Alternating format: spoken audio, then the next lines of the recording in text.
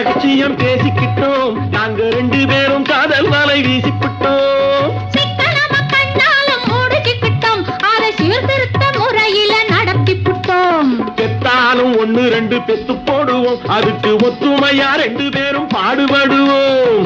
ஊதாரி பிள்ளைகளை பெற்க மாட்டோம், அது ஊர் வம்ப வாங்கும்படி வைக்க மாட்டோம். நாங்க புதுசா கட்டிக்கிட்ட ஜோடிதானுங்க, நல்ல பாட்டு பாடிக்கும் வாரம் பாடிதானுங்க.